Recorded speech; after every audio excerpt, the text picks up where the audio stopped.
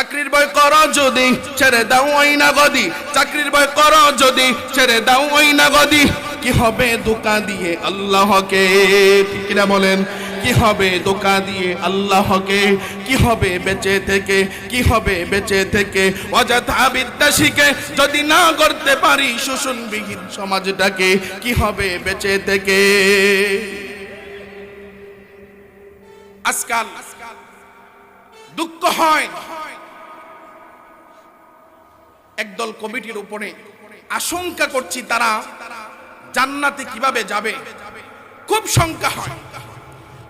কারণ বিভিন্ন জায়গায় ইমামতির খেতাবের দায়িত্ব নেওয়ার আগে শর্ত হলো ইমাম সাহেব সব কিছু বলবেন, কিন্তু রাজনীতি নিয়ে কিছু বলবেন, রাজনীতির কথা বলবেন না।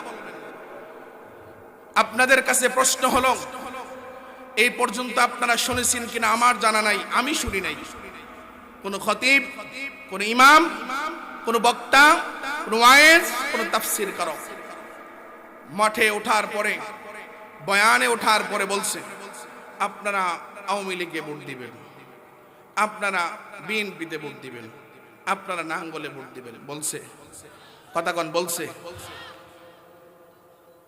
যখন দেশে কিছু নাস্তিক রাম্মার বাম বেঈমানগুলো আমার নবীর ইজ্জতকে নিয়ে হোলি খেলতে চায়, আমার নবীর ইজ্জতের উপর কলঙ্ক লেপন করতে চায়, কুরআনকে অপমাননা করতে চায়, রাষ্ট্র থেকে কুরআনী শাসন যেন কায়েম না হয়, এই পদক্ষেপে যখন কাজ করেন, যখন মুসলমানের ধর্মীয় আঘাতের, মুসলমানের অনুভূতিতে আঘাত হানে, আপামর তাওহীদ মুসলিম জনতা, উম্মতে উলামায়ে কেরাম সজাগ আর সচেতন হয়ে প্রত্যেক জায়গা থেকে যখন আওয়াজ তুলে, তখন নবী প্রেমিকদের এই স্লোগানকে বন্ধ করার জন্য তখন তারা রাজনীতির তোহমা দিয়া তারা মুসলমানের কণ্ঠকে রুদ্ধ করতে চায়। আমরা বলতে চাই, তোমরা নবীর ইজ্জতের উপর আঘাত করতে চাও, আর এর প্রতিবাদ করতে গেলে রাজনীতির তোহমত দিয়া উম্মতে উলামায়ে কেরামকে, গ্রামের কণ্ঠকে রুদ্ধ করতে চাও, এটা তোমাদের বাংলার জমিন থেকে কুরআনী শাসন যেন কায়েম না হয়, এরকম চিন্তা চেতনার মনোভাব প্রকৌশলী তোমরা আরম্ভ করেছ। আল্লাহর জাদু সিফাতের কসম, তাগুত শক্তি যত ধরনের চেষ্টার ষড়যন্ত্র প্রচেষ্টা চালায়, আবার তাওহীদ মুসলিম জনতার শরীরে যাররা পরিমাণ রক্ত থাকতে তাদের স্বপ্নকে বাংলার জমিনে বাস্তবায়ন হতে দেওয়া হবে না, হবে না, হবে না। প্রিয় ভাইয়েরা আমার, রাসূলুল্লাহ সাল্লাল্লাহু আলাইহি ওয়াসাল্লাম যখন এত অফার পাইলেন, মানছেন? কতক্ষণ মানছেন? কারণ সৎ কাজের আদেশ দেওয়া অনেক সহজ। রাসূল 40 বছর পর্যন্ত সৎ কাজের আদেশ দিয়েছেন। বলেন কয় বছর? আরো জোরে কোন কয় বছর? সবার কাছে ভালো না খারাপ? আরো জোরে কোন ভালো না খারাপ? 40 বছর পরে আবু জাহাল, উকবা, সাইবা, মুগীরা সবাইকে যখন ডেকে পাহাড়ের চূড়ায় নিয়ে বললেন, ও আবু জাহেল, উকবা, সাইবা, মুগীরা, মক্কার নগরীর লোকেরা শুনে নাও, আমি আব্দুল্লাহর বেটা মুহাম্মদ রে কি তোমরা বিশ্বাস করো? সবাই ডাক দেয়া বলে এক বাক্যে, হ্যাঁ হ্যাঁ অবশ্যই বিশ্বাস করি। আমি যদি বলি পাহাড়ের পদদেশে তোমাদের শত্রু দাঁড়ায় আছে, বিশ্বাস করবা? বলে হ্যাঁ, কেন বিশ্বাস করবো না? ও মুসলমান, আল্লাহর নবী পয়গম্বর রাহমাতুল লিল আলামিন এবার কয়েকটা প্রশ্ন করার পর আওয়াজ দিয়া বললেন, কেন তোমরা আমার এত বিশ্বাস করো? ও আব্দুল্লাহর বেটা মুহাম্মদ, তোমার জীবনের শুরু থেকে নিয়ে এই পর্যন্ত একটা মিথ্যার কোনো খালি লেপন নাই, তোমার আমানতদারিতা ঠিক আছে, তুমি সত্যবাদী, তুমি সত্য কথা বলো, ন্যায়ের পক্ষে থাকো, মিথ্যার আশ্রয় নাও না, এক কথায় আমরা সবাই তোমারে বিশ্বাস করি। ও আব্দুল্লাহর বেটা মুহাম্মদ, তুমি যাই বলো তাই আমরা বিশ্বাস করে নাই। এবার আল্লাহর নবী পয়গম্বর রাহমাতুল লিল আলামিন ডাক দেয়া বলে, ও আবু জাহেল, উকবা, সাইবা, মুগীরা, ও মক্কা নগরীর মানুষ, মানুষ শুনে নাও, আমি নবী হয়ে গেলাম, আমি রাসূল হয়ে গেলাম, আমার আল্লাহ তাআলা ওহী পাঠাইছেন, আমার কাছে কোরআন নাজিল হয়েছে, এখন এই কোরআন তোমরা গ্রহণ করে নাও। 360 মূর্তির দেব দেবীর পূজা বন্ধ করে দাও, এক আল্লাহর গোলামি করো।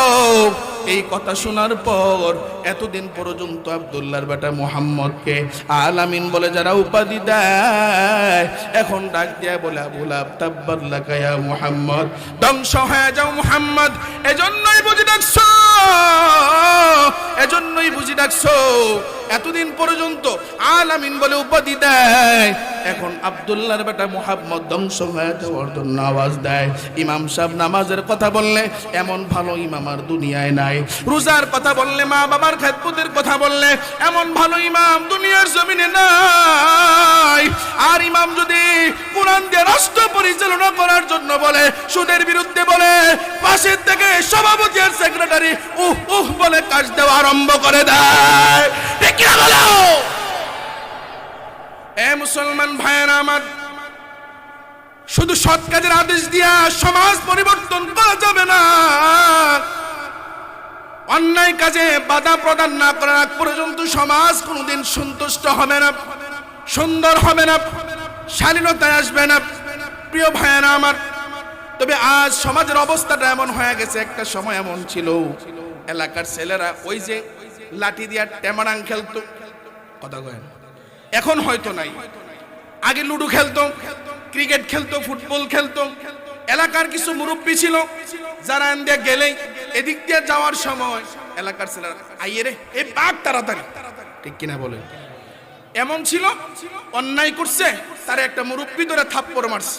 থাপ্পড় মারার পরে বাবার কাছে গিয়ে বলছে, বাবা আমারে অমুক বাড়ির অমুকে আমারে থাপ্পড় মারছে। কেন? আমি ওখানে দাঁড়াই একজনের গালি দিছিলাম, এই জন্য আমারে থাপ্পড় মারছে। কয় বাকি থাপ্পড়টা আমার বাকি আছে, ঠিক কিনা বলেন। আর এখন যদি আরো বড় ধরনের অন্যায়ও করে, অন্যায় করে কেউ যদি তার শাসন করে, বাবার কাছে বলতে দেরি হয়, কই কে রে, কই আসো তোরা, তাড়াতাড়ি লাড়ি বাড়ি নিয়ে আমার ছেলেরে মারছে। কথা কোন ঠিক কিনা? একজনে যদি অন্যায়ের পক্ষে, অন্যায়ের বিরুদ্ধে ন্যায়ের পক্ষে লড়তে যায়, তার বিরুদ্ধে আরো 20 জন দাঁড়ায় যায়। কথা কয় না? মদখুরের পক্ষে লোকের অভাব নাই, সুদখুরের পক্ষে লোকের অভাব নাই। কথা কয় না? হয়তো এদিকে কম, আমাদের ঢাকা নারায়ণগঞ্জের দিকে আছে। সুদখুর, ঘুষখুর, বেনামাজি, চাঁদাবাজি, টেন্ডারবাজি, রাহাজানি, খুন খারাপি, ধর্ষণ যারা করে, তাদের পক্ষে লোকের অভাব হয় না। কথা কোন ঠিক কিনা? আর কেউ যদি সাহস করেও যদি তাদের পক্ষে দাঁড়ায়, বিরুদ্ধে দাঁড়ায়, ন্যায়ের পক্ষে লড়ে, তার সাথে লোক খুঁজে পাওয়া যায় না, ঠিক কিনা বলেন? এজন্য প্রিয় ভাইয়েরা আমার, যেহেতু আমরা একজন দুইজন মিলে একটা সমাজ পরিবর্তন করতে পারতেছি না, কারণ আমাদের পক্ষে লোক পাই না, এজন্য আমাদের একটা সুযোগ আছে, এখন একটা সময় আছে। প্রতিজ্ঞা করেন, হিম্মত করেন। এখন 10 রাষ্ট্র যেভাবে চলতেছে, সামনে যদি নির্বাচন আসে, আমরা সবাই এক আর ঐক্য হয়ে এই রাষ্ট্রের পরিচালনা করব কোরআন দিয়া। রাষ্ট্রের সংবিধান হবে কোরআন। চাই না চাই না বলেন? ইনশাআল্লাহ বলেন, ইনশাআল্লাহ বলেন। এখন আপনারা বলবেন, হুজুর যদি কোরআন রাষ্ট্র কায়েম হয়, কোরআন দিয়ে যদি সংবিধান চলে, তাহলে কি হবে আমাদের উপকার? প্রিয় ভাইয়েরা আমার, কি উপকার হবে জানি না, কি উপকার হবে জানি না। তবে দেশের টাকা বাইরে পাচার করে বেগম পাড়ায় বাড়ি কেউ বানাবে না, ঠিক কিনা বলেন? এক পদ্মা সেতুর নাম দিয়া 36 পদ্মা সেতুর টাকা পকেটে ঢুকাবে না। কথাগণ ঠিক কিনা? প্রিয় ভাইয়েরা আমার, একবার যদি কোরআনওয়ালাদের হাতে যদি একটু রাষ্ট্র যদি কোরআনওয়ালাদের সোহবতে দিতে পারো রে মুমিন, একবার যদি রাষ্ট্র পরিচালনা কোরআনওয়ালাদের হাতে দিতে পারো, আল্লাহর কসম করে বলি, আল্লাহর জাত ও সিফাতের কসম করে বলি, জমিনের ভিতরে রাহাজানি হবে না, খুন খারাপি হবে না, চাঁদাবাজি হবে না, টেন্ডারবাজি হবে না। আমার মা বোনের ইজ্জত রক্ষা হবে, আমার মা বোনরা সমান অধিকার নিয়ে সুন্দরভাবে চলবে। মা বোনেরা রাতের আধারে চলবে, শুধু দিনে নয় রাতের আধারেও চলবে, নিরাপদে ঘরে পৌঁছে যাবে, দর্শনের কোনো হুমকি থাকবে না। আল্লাহু আকবার কাবীরা। মেধাবী ছাত্ররা সার্টিফিকেট নিয়ে মানুষের সামনে দুয়ারে দুয়ারে ঘুরতে হবে না, যোগ্যতা অনুযায়ী চাকরি হয়ে যাবে। এরে কোরআনওয়ালাদের হাতে যদি একবার যদি রাষ্ট্র পরিচালনা যায়, কি হবে মুমিন জন, কি হোক আর না হোক, এই রাষ্ট্রের সম্পদ এমন আমানত হবে। একজন কোরআনওয়ালা সাহাবীর কথা যদি আমি আপনাদের কি শোনাই, সব সময় বড় কম, ভালো করে একটু খেয়াল করে শুনে নাও। হিমসের গভর্নর আমর ইবনুল আস রাদিয়াল্লাহু তাআলা আনহুকে খলিফাতুল মুসলিমিন হযরত ওমর রাদিয়াল্লাহু তাআলা আনহু গভর্নর বানাইলেন। হিমসের গভর্নর হলেন আমর ইবনুল আস রাদিয়াল্লাহু তাআলা। আমর ইবনুল আস রাদিয়াল্লাহু তাআলা আনহুকে হিমসের গভর্নর বানায়া পাঠায়া দিলেন। লম্বা ঘটনা সংক্ষিপ্ত করে বলে, হঠাৎ করে কিছুদিন পরে ওই হিমস থেকে একটা চিঠি খলিফাতুল মুসলিমিন হযরত ওমরের দরবারে আসলেন।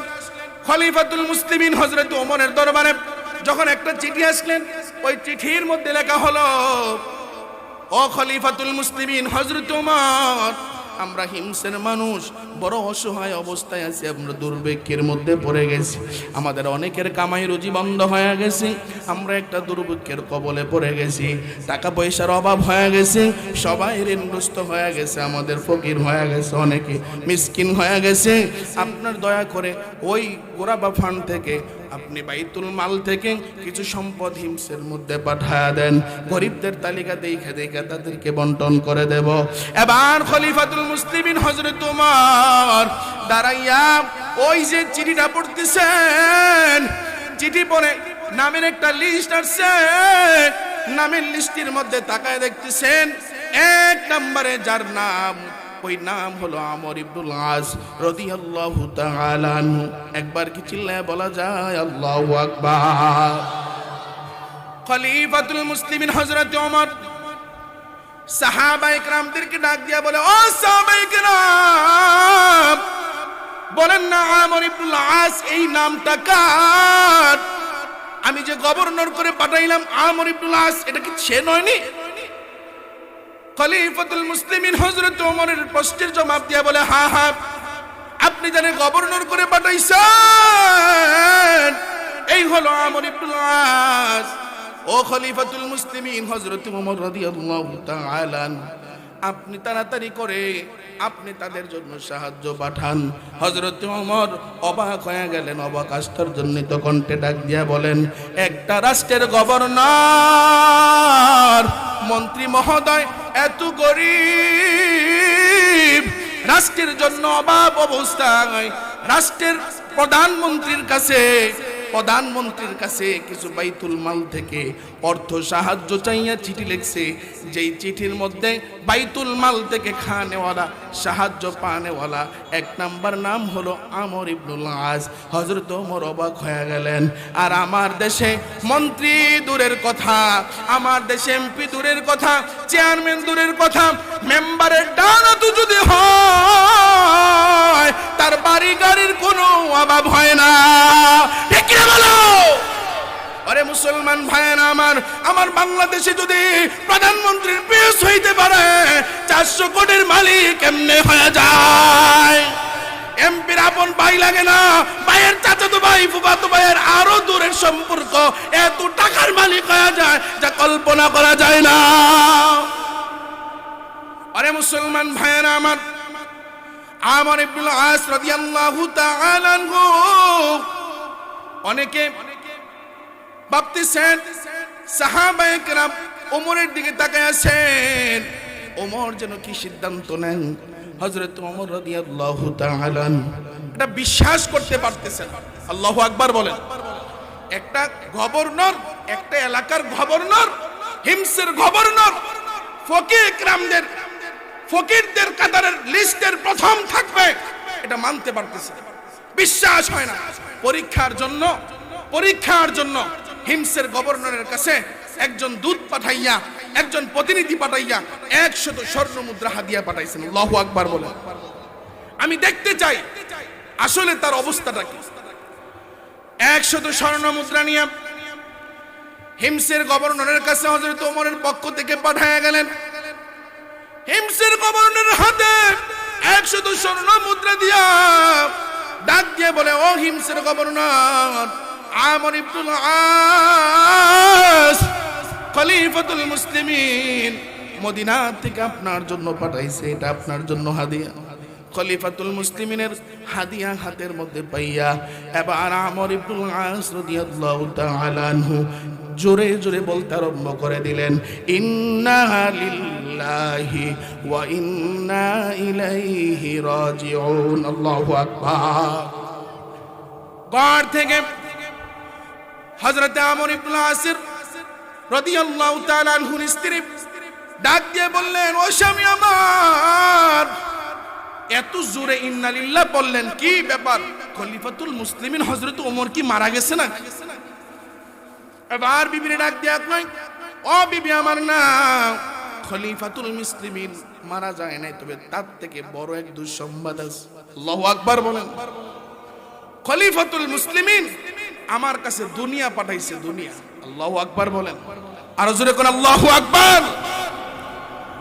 ও বিবি আমার, খলিফাতুল মুসলিমিন 100 স্বর্ণ মুদ্রা আমার কাছে পাঠাইছেন। আবার আল্লাহু আকবার কাবীরা, ওই যে লোক দিয়ে পাঠাইছেন, লোক তাকায় তাকায় দেখতেছে কি হবে। এই রিপোর্ট আবার খলিফাতুল মুসলিমিনের কাছে দিতে হবে। আমর ইবনুল আস কিছুক্ষণ পর্যন্ত অপেক্ষা করে এবার বিবির সাথে পরামর্শ করলেন, বিবি আমার, আমি এই স্বর্ণ মুদ্রাগুলি, এই দিরহামগুলি আমি আমার কাছে রাখতে পারবো না। আমি দুনিয়া চাই না,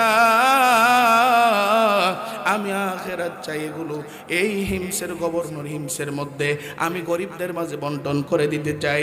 বিবি পরামর্শ দিলেন, স্বামী আমার, আপনি যা মন চাই তা করেন, আমার কোনো আপত্তি নাই। ওরে দুনিয়ার মানুষ, ভালো করে বুঝে নাও, কোরআনওয়ালার হাতে যদি একবার যদি রাষ্ট্রটা দিতে পারো, কোরআনওয়ালার সোহবতে রাষ্ট্র যদি 5 বছর থাকা, আল্লাহর জাত ও সিফাতের কসম, ওমর থাকাকালীন সময় পৃথিবীর জমিনে যেমন শান্তি আসছে, এমন শান্তি অটোমেটিক আমার মালিক বাংলার জমিনে করে দিবে।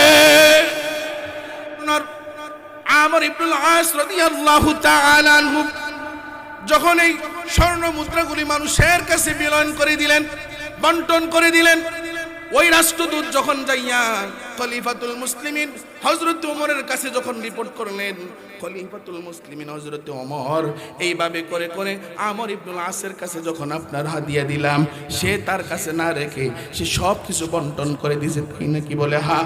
এমন আল্লাহর ওলি গভর্নর, তাকে তো আমি সরাসরি একবার দেখতে যাওয়া লাগে। তাড়াতাড়ি করে হিমসের মধ্যে এক বড় সমাবেশের আয়োজন করম, আমি যাব, ওখানে সফর করব, হিমসের মানুষের সাথে কথা বলবো। আল্লাহু আকবার কবীরা। এবার হযরত ওমর রাদিয়াল্লাহু তাআলা আনহু হিমসে যাইয়া এবার গভর্নরের সাথে দেখা করলেন। ওমর বসলেন এইদিকে, ডান পাশে বসলেন হিমসের গভর্নর আমর ইবনুল আস। আমর ইবনুল আসের সাথে কথা বললেন, এলাকার মানুষের সাথে কথা বললেন। ও এলাকার মানুষেরা, ও হিমসের মানুষেরা, বলেন না আপনাদের এই গভর্নরের ব্যাপারে আপনাদের কারো কোনো অভিযোগ আছে কিনা? একজনে টপ করে দাঁড়ায় গেলেন, দাঁড়াইয়া ডাক দিয়ে বলে, হিমসের গভর্নরের ব্যাপারে আমার একটু কথা আছে। সে দিনের বেলায় আমাদেরকে সময় দেয়, রাত্রে বেলায় আমাদেরকে সময় দেয় না। আর কারো কোনো অভিযোগ আছে? আরেকজনে দাঁড়ায় গেলেন, দাঁড়াইয়া বলতেছে, আমার আরেকটা অভিযোগ আছে। হিমসের গভর্নর আমর ইবনুল আস মাসে একদিন অফিসের মধ্যে আসে না।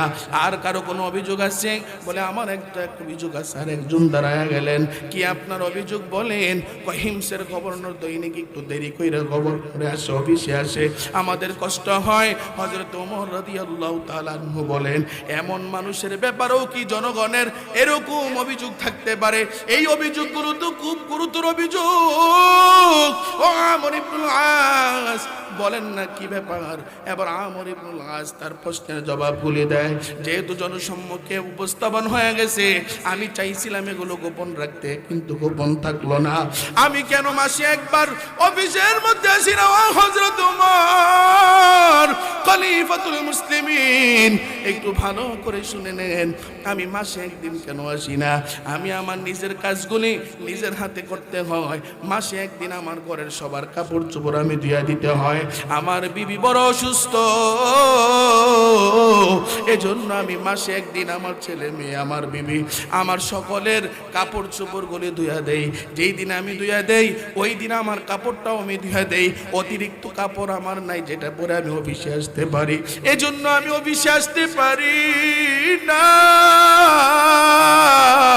2 নাম্বার আমার অভিযোগ, দৈনিক কেন আমি একটু দেরি করে অফিসে আসি? এবার ডাক দিয়া বলে, আমি দৈনিক রুটি বলতে হয়, দৈনিক ঘরের কাজগুলি আমি সামলাইয়া, আমার বিবি অসুস্থতার কারণে কাজ করতে পারে না। ঘর ঝাড়ু দেওয়া থেকে ধরে বাসন হান্ডি পাতিল মেজে রুটি বানাইয়া, ও হযরত ওমর তাকায়া দেখেন আমার হাতের মধ্যে ঠোসা পড়ে গেছে। আমি এই কাজগুলি কইরা আস্তে আস্তে আমার একটু দেরি হয়ে যায়। আরেকটা অভিযোগের কি জবাব দিবেন? ও আমার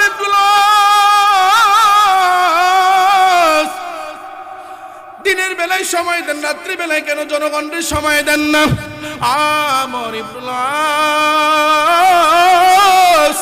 ডাক দিয়ে বলে, খলিফাতুল মুসলিমিন, আমি বলতে চাই নাই, গোপন রাখতে চাইছিলাম ওমর, আপনি গোপন রাখতে দিলেন না।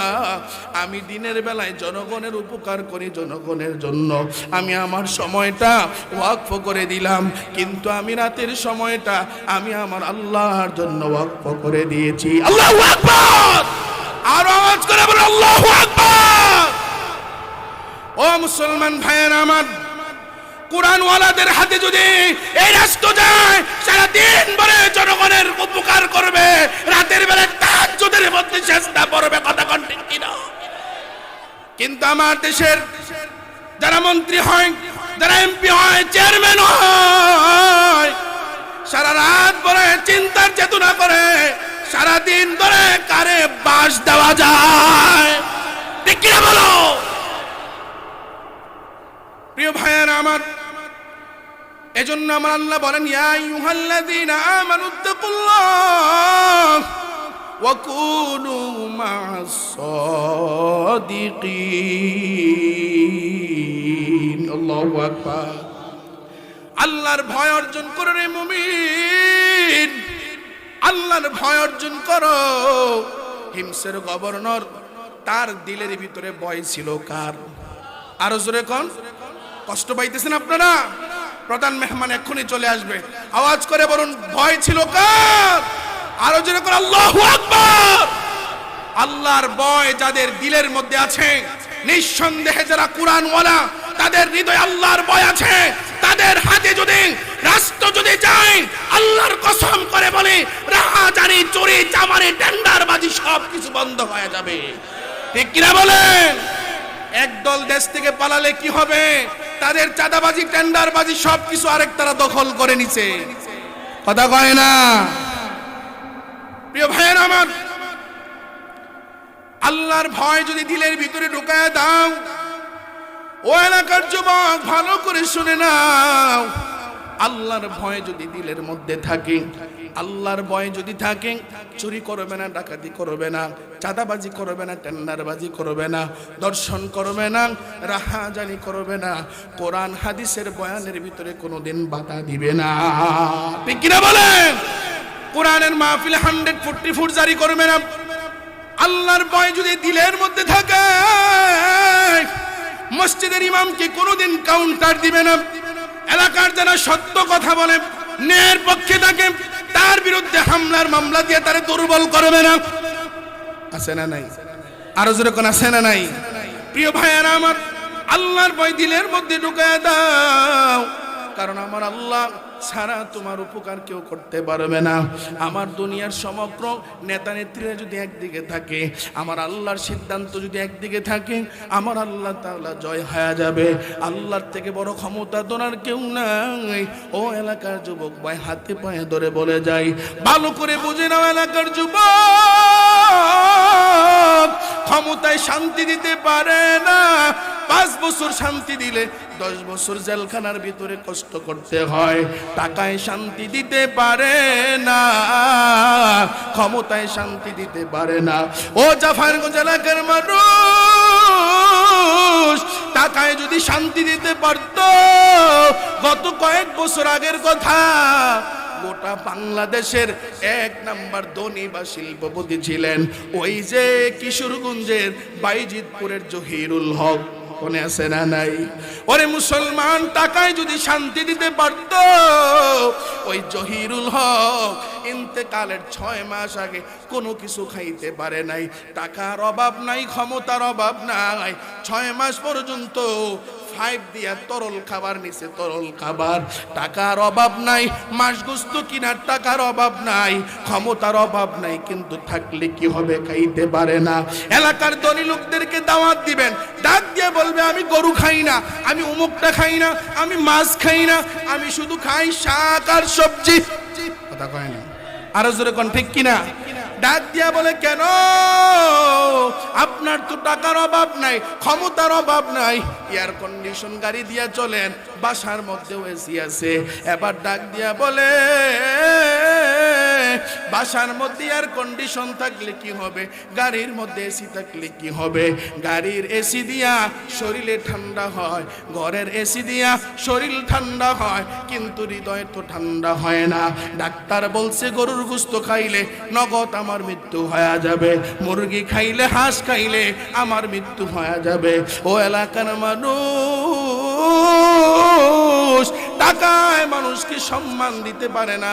যদিও সম্মান দেয় সাময়িকের জন্য, সাময়িকের জন্য যদি সম্মান দেয়, এই সম্মান কোনোদিন চিরকাল হয় না। টাকায় তোমারে খাওয়াইতে পারবে না। প্রক্ষান্তরে যদি তাকায়া দেখেন, একজন গরিব, গরিব অসহায় দরিদ্র রিক্সাওয়ালা, দিন মজুর, দিন আনে দিন খায়, যেদিন আনতে পারে না এই দিন চুলা জ্বলে না। আছে না নাই? আরো জোরে কোন আছে না নাই? যেদিন আনতে পারে না চুলা জ্বলে না, এমন গরিব অসহায় দরিদ্র মানুষ। কিন্তু তাকায়া দেখেন, এত অভাবের ভিতরেও শান্তির শেষ নাই। খবর নিয়ে দেখেন, বিবি বাল বাচ্চা সবাই নিয়ে হাসি মুখে সুন্দর চলতেছে। ও আল্লাহু আকবার কাবীরা। ধনী লোকের টাকার অভাব নাই, খানার অভাব নাই, খাইতে পারে না। আর গরিব মানুষ, টাকা নাই কিন্তু খাবারে কোনো ধরনের বাধা নাই। কোটি টাকার মালিক দেখো, অভাব হয় না দূর, গরিব ঘুমায় আরাম করে মনটা বাহাদুর। ঠিক কিনা বলেন? কোটি টাকার মালিক দেখো, অভাব হয় না দূর, গরিব ঘুমায় আরাম করে মনটা বাহাদুর। ফেরাউনের লাশটা দেখো মিশর জাদুঘরে, খায় না পোকা মাকড় সবাই ঘৃণা করে। হৃদয় তাকিবে যার নম্রতা সদা, রহমত আসিবে সেটা প্রভুর ওয়াদা। উঁচু জমিন থেকে পানি নিচু জমিনে যায়, তেমনে খুদার রহমত আসে নম্রতার হৃদয়। বড়র বড়াই থাকলে দিলে রহমত আসবে না, নিজেকে নিজে ছোট মনে করিও সদা। উঁচু জমিন থেকে পানি নিচু জমিনে যায়, তেমনে খুদার রহমত আসে নম্রতার হৃদয়, তেমনে খুদার রহমত আসে নম্রতার হৃদয়। ভোগ বিলাসের বাড়ি গাড়ি পরে রবে সব, ভোগ বিলাসের বাড়ি গাড়ি পরে রবে সব। থাকতে সময় স্মরণ করো আল্লাহ আমার রব, থাকতে সময় স্মরণ করো আল্লাহ আমার রব।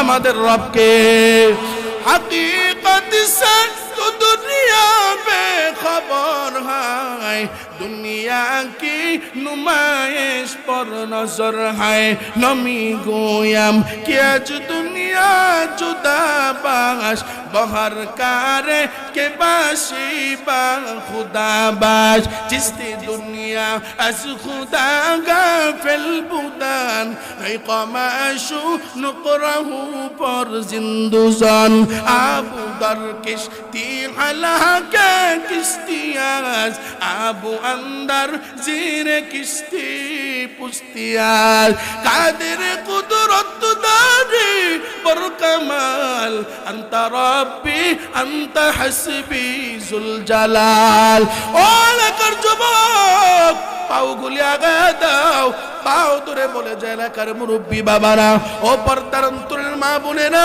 ভালো করে শুনে নাও টাকায় শান্তি দিবে না ক্ষমতায় শান্তি দিবে না আল্লাহু আকবার কবীরা শান্তি যদি পেতে হয় একমাত্র আমার মালিকের কুদরতি পায়ে সিজদা পাইবা শান্তি যদি পাও একমাত্র হালালের ভিতরে শান্তি পাইবা সুদের মধ্যে শান্তি নাই ঘুষের মধ্যে শান্তি নাই হারামে শান্তি নাই ক্ষমতার অপব্যবহার শান্তি নাই জুলুমে শান্তি নাই আল্লাহু আকবার কবীরা ও এলাকার যুবক ভাইয়েরা আমার ভালো করে শুনে নাও মাইকেল জ্যাকসন শান্তির জন্য 150 বছর বাঁচবে বলে আওয়াজ দিয়েছিলেন 10 জন ডাক্তারের পরীক্ষা নিরীক্ষা নিয়ে খাবার খাওয়ার পরে 50 এর পরে বাঁচতে পারে নাই আমার আল্লাহ যদি চায় তোমার মরণ হবে না ইব্রাহিমের মতো আগুনে পড়লেও আমার মালিক যদি বলে আমি আজরাইল পাঠাবো না আগুনও জান্নাতের বাগান হয়ে যাবে আর যদি বলে আমি আজরাইল পাঠায়া দেব হাঁটতে গিয়া পাও মুসুরকে দুনিয়া থেকে বিদায় হয়ে যাবে এজন্য আমার আল্লাহর উপরে ক্ষমতাবান আর কেউ নাই এই চিন্তা লালনার পালন করো ও এলাকার মানুষ ও যুবক ভাইয়েরা ভালো করে শুনে নাও এই দেশে আওয়ামী লীগ দেখলাম বিএনপি দেখলা নাঙ্গল দেখলা সব দেখলা জাসদ বাসদ সব দেখলা আবদার জানায়া গেলাম পাওগুলি রাখো হাতে ধরে পাওগুলি ধরে বলে যাই একটু ভালো করে শুনে নাও একবার শুধু রাষ্ট্র পরিচালনা করার জন্য কোরআনওয়ালাদেরকে দিয়ে দেখো কোরআনওয়ালাদেরকে দিয়ে দেখো এই রাষ্ট্রটা স্বর্ণের দেশ হয়ে যাবে চুরি থাকবে না চাঁদাবাজি থাকবে না টেন্ডারবাজি করবে না বাইরে গাড়ি থাকবে নির্দ্বিধায় নির্ভয়ে গাড়ির মালিক ঘুমাবে কোনো চাঁদাবাজি হবে না কোনো মেল ফ্যাক্টরির মধ্যে কোনো বাড়ি করলে কেউ চাঁদার জন্য যাবে না জায়গা কিনলে চাঁদার জন্য যাবে না সিএনজি স্টুনগুলির মধ্যে কোনো ধরনের জীবী থাকবে না চাকরির জন্য মেধাবী ছাত্ররা কোনো লোবিং করার জন্য চেষ্টা চালাইতে হবে না অযোগ্যরা যোগ্য স্থানে যেতে পারবে না আল্লাহর জাতু সিফাতের কসম করে বলি কোরআনওয়ালারা এই দেশের রাষ্ট্র এই রাষ্ট্রের আমানত রক্ষা করবে এই দেশের সম্পদ লুণ্ঠন করে বেগম পাড়ায় কোনোদিন বাড়ি বানাবে না আল্লাহর কসম করে বলি কোরআনওয়ালাদের হাতে একবার রাষ্ট্র দিয়ে দেখো এই কোরআনওয়ালা তৈরি করার জন্য এই তো আপনাদের জাফরগঞ্জ ফুরকানিয়া মাদ্রাসা এই মাদ্রাসা থেকেই তো কোরআনওয়ালা তৈরি হয় এই কোরআনওয়ালা হইয়া আল্লাহু আকবার কবীরা মসজিদের ইমাম হয় বক্তা বক্তৃতা দেয় ওয়াইজিন ওয়াজ করে মুফাসসির হয় তাফসীর কারক হয় এই মাদ্রাসার ছাত্রই তো আজ বাংলাদেশের বিভিন্ন মাদ্রাসার শিক্ষক এই মাদ্রাসার ছাত্রই তো বাংলাদেশের বিভিন্ন মাদ্রাসার ইমাম এই মাদ্রাসার ছাত্রই তো এখন বর্তমানে বাংলাদেশের আনাচে কানাচে বয়ান করে এই মাদ্রাসার ছাত্রই তো বলে হুজুর এই মাদ্রাসার ছাত্র বলেন আপনি কি জানেননি এই মাদ্রাসার মধ্যে আমি টাকা দেই এই মাদ্রাসার মধ্যে আমি চাল দেই এই মাদ্রাসার মধ্যে আমি কিন্তু অনেক কিছু দেই ইট দেই সিমেন্ট দেই বালু দেই প্রত্যেক মাসে এমন অনুদান দেই প্রত্যেক বছর মাহফিল অনুদান দেই আমাদের টাকা দিয়েই তো ছাত্ররা হয় আমরা অস্বীকার করি না রে মানুষ ভালো করে শুনে নাও এলাকার প্রিয় ভাইয়ারা আমার যারা আজকে মসজিদে ইমামতি করেন যারা আজকে ইমামতির মুসল্লায় দাঁড়ায় গেছে তারা যখন দোয়া করে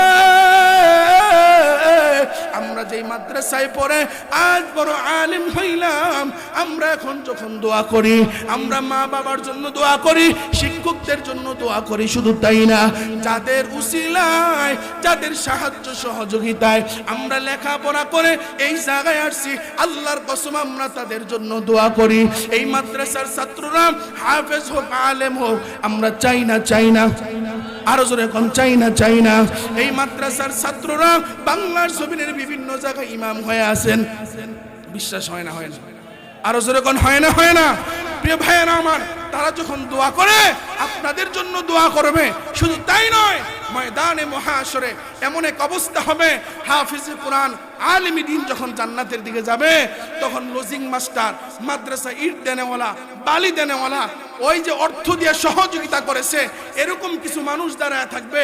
আর যখন হাফিজে কোরআন যাইতে থাকবে, তখন দেখবে আপনারা মাহফিলে আমাদের ওই যে জাফরগঞ্জ মাদ্রাসায় এরকম একটা কালেকশন হয়েছিল, এরপরে প্রত্যেক মাসে চাল দিতেন, আপনি এরকম প্রত্যেক মাসে কিছু ডাল দিতেন, যখন ভবন হয়েছিল বালি সিমেন্ট দিছিলেন, এইভাবে করে কিছু সহযোগিতা করছিলেন, বোর্ডিংয়ে খানা ছিল না ব্যবস্থা করছিলেন, আপনি অমুকে আব্দুল কুদ্দুস আব্দুর রহিম নয় কি? বলে হ্যাঁ। কেন দাঁড়ায় আছেন? বলে আমি দাঁড়ায় আছি আমার অল্প কিছু গুনার কারণে আমার নেকের পাল্লা বাড়ি হয় না, এজন্য আমি জাহান্নামী হয়ে গেছি। মাদ্রাসার ছাত্র হাতের ডানায় ধরে আল্লাহর কাছে নিয়ে বলবে, আল্লাহ আমি জান্নাতে যাব না। আল্লাহু আকবার করেন, আর জোরে করে আল্লাহু আকবার। উম্মতে উলামায়ে কেরাম আছেন, ভুল হলে ধরায়া দিবেন, তখন আল্লাহ বলবে কেন যাবে না? কয় আমি যে কোরআন পড়েছি, আমার বাবা মা গরিব ছিল, পরিপূর্ণ বোর্ডিং এর টাকা দিয়ে মাদ্রাসায় পড়াইতে পারে নাই, এলাকার যে মানুষগুলি সহযোগিতা করেছিল তাদের মধ্যে কয়েকজন দাঁড়ায় আছে, তাদের অনুদান পাইয়েই তো আমি কোরআন ওয়ালা হইছিলাম, আপনাকে চিনছি, নবীকে চিনছি, সত্য পথে চলছি, হালাল পথে চলছি, সুতরাং আজকে আমি জান্নাতি হয়ে গেছি, তাদের ছাড়া আমি জান্নাতে যাব না, সুতরাং তাদেরকে আপনি আমার সাথে দেন, না হয় আমি যাব না। আল্লাহ বলবে ঠিক আছে বান্দা, তোর কত কথাই তো মানলাম, আবার তুই ব্রেক ধরে আসোস, তোর এই কথা না মাইনাও পারলাম না, যা তাদেরকেও তোর সাথে দিয়ে দিলাম।